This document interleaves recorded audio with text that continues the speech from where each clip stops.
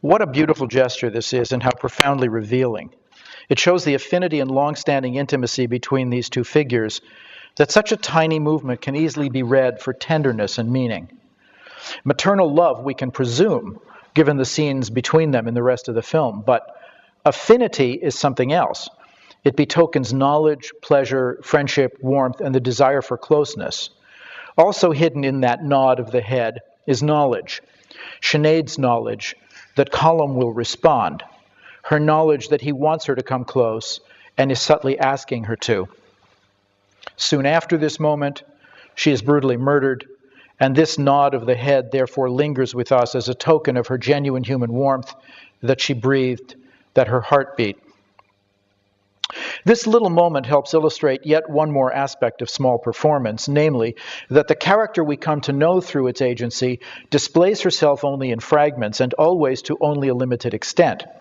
The character actor typically plays a person we know only in part, or only superficially, a person whose life and reactions are not deeply explored by the narrative. In her brief moments of performance, the character actor must find a way to signal depths of experience and feeling that the script does not provide, so that the audience may be afforded the opportunity of believing in a full, vast, personal world that is being revealed only through attenuated and angled glimpses. There are very few actors, said Orson Welles to Peter Bogdanovich one day, who can make you believe they think. Not that they're thinking about what they're saying, but that they think outside of the scene. Joan Allen is one of these. It is through her ability to convince us that her characters think outside of their scenes that she gives us the space and the license to fill in their worlds more than the movie does for us otherwise. In John Woo's Face Off, she is the mother of a teenager, Dominique Swain, who has had a confrontation with her father, John Travolta.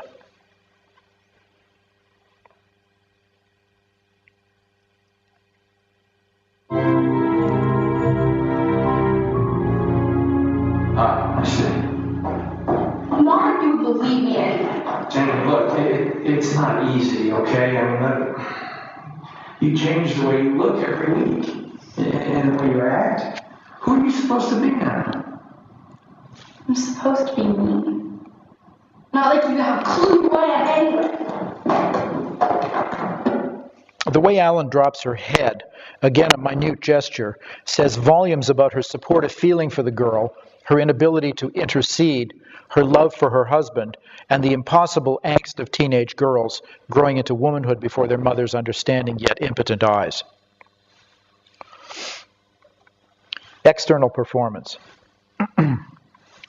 The cause of the character actor's focus on small performance is in part the hierarchy and social structure of filmmaking, because of which equal consideration before the lens is not afforded to all actors. The star, who is typically trading more upon a personality than a performance, makes a persona available for exchange at the box office, and thereby promises to deliver a profitably large audience. Consequently, it is the star who is accorded most of the screen time, and it is also the star who is in the political position to leverage flattering close-ups and the best angles. Character actors, if directors do not bend to give them attention, must make do with what we might call residual screen time, and are therefore almost always in the position of having to make a great deal out of a single shot or combination of shots. All screen actors, however, regardless of their position in the hierarchy, face an interesting occupational challenge because the equipment of filmmaking is not in their charge. To put this differently, the actor's access to the audience is mediated by the camera, a device which is controlled not by his expressivity, but by the needs of the production. Consider a central scene in Nicholas Heitner's The Crucible, in which Allen's eyes and silences so totally convey what she is thinking about that in a kind of transcendent engagement with the screen, we know what she will say just as she begins to say it.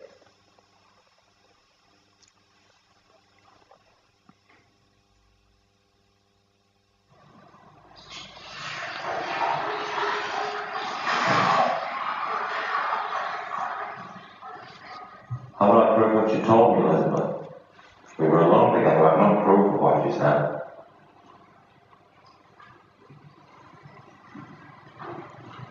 were alone with her. For a moment, all right. Then it was not as you told me. And for a moment, his older brother's close by. Yes, you were saying. Woman, I'll not have no suspicion anymore. No, John, if it were not Abigail that you must go to her, would you falter now?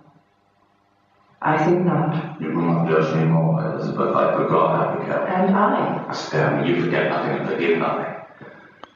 In the 7 months since she has gone, I have not moved from there to there without I think to please you, but an everlasting funeral still marches round your heart. John, you are not open with me. You saw her with the crowd, you said. Now you Months, you know. John, I'm only...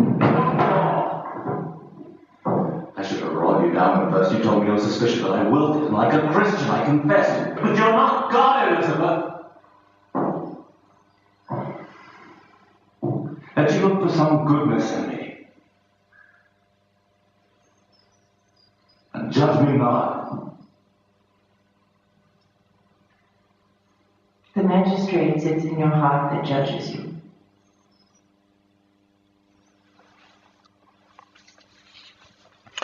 Here is exemplified the fact that no matter who is acting for camera, no matter the efforts any actor makes, no matter the actor's sensitivities to other actors' styles, his acute feeling for dramatic space, and his gestural and expressive range, still, most of a screen performance is constructed not from within but from without, by light and lens, by camera angle, by the position of a shot in the final edited film. In this case, note how the lighting and slight wide-angle lens show off Alan's pallid and seductive green eyes. The actor does not shape the lighting or equip the camera. She must respond to them. Actors have to learn to be concerned about what lens is being used in a given shot. Their expressions in a 6 or 8 millimeter lens won't work as they do in a 50 or in a very long lens situation. Often in filmmaking, part of what an actor tries to do is obscured or enhanced by a lighting pattern established to favor someone else. And one could spend hours discussing the way the editor can shape an actor's work on screen by cutting into the rhythm of a performance or even eliminating whole aspects of it, not to say cutting the crucial exhalation that ends a speech or the flow of breathing that initiates one. The screen action is thus built out of collaboration between actor and director, actor and cinematographer, actor and editor, and so on. A tiny character moment can be affected through shot placement, for example, as we can see in Francis Ford Coppola's Tucker the Man in His Dream, where a virtually Kulishovian editorial placement of 2 portrait shots, one on either side of something outside, that is definitive and that the character actor cannot control, brings clarity and emphasis to a tiny character bit.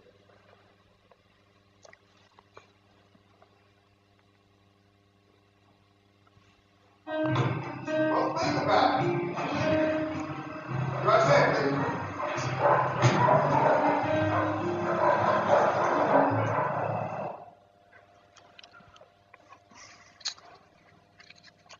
It being the editor's job to facilitate the smooth telling of the story that involves and revolves around the principles in a film, relatively marginal action, just such action as the character actor is involved in, might be abandoned more peremptorily in the final edit than would be ideal for showing the character actor at her very best.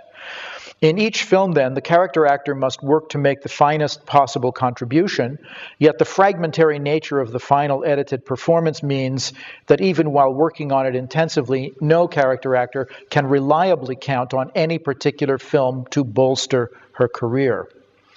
A nice example of this conundrum is given in Coppola's Peggy Sue Got Married, where it is easy to see Joan Allen just building up to a revealing moment, when quite abruptly she is cut from the action.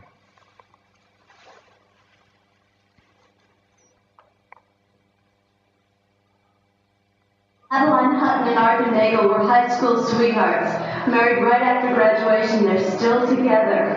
Maddie, Arthur, how does it feel to have missed the sexual revolution? What? What kind of question is that? That doesn't have anything to do with the reunion, Dolores. Arthur, Take it easy, kid. Take it easy.